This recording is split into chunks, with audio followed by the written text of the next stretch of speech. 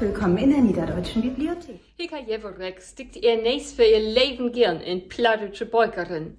Masse davon lehnt sie sich auch hier in der Niederdeutschen Bibliothek ut und stellt ihr am 8. No bei Instagram als Ballerdutsche für. Und dazu dann so gut.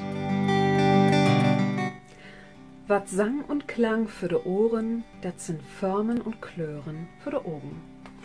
Moin Talobi, Ballerdutsche und für de Bölkerblick von der Niederdeutschen Bibliothek in Hamburg habe ich ein neues Buch lesen.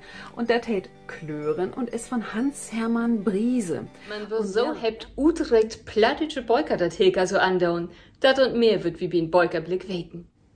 Die plattdeutsche Literatur, die kann eben auch Dörren openmaken.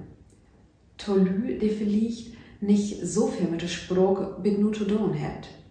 Und das ist so ein erster Part, um vielleicht so ein Gefühl für die Sprache zu kriegen, einen Eindruck für die Sprache zu kriegen.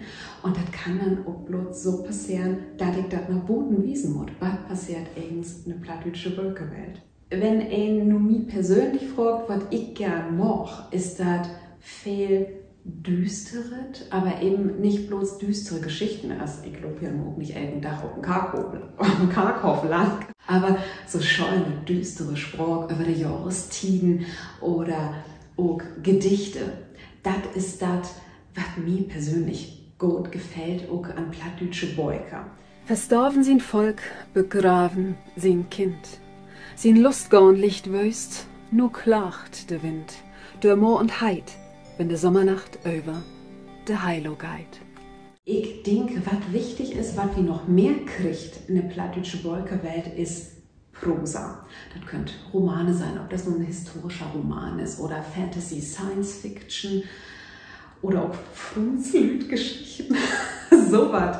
Das ist eigens Glicks, aber dort fehlt noch viel. Für die Lü zwischen twinnig und ich sag mal Anfang söstig. Da gibt es nicht viel.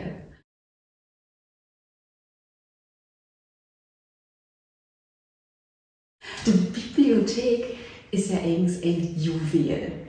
Ja, wenn du dir die Lage hier ankickst, mitten in Hamburg, wunderschön, klickst wie der Michel.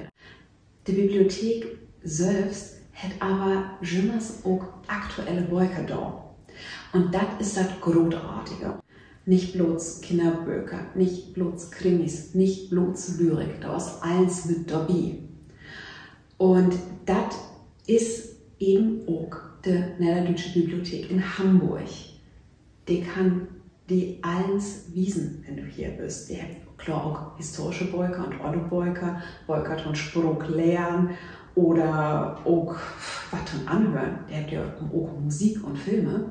Aber das Großartige ist, die hat einen riesen Bestand. Ein großen Fundus von alle und eben auch den nächsten und besten aktuellen Beuker.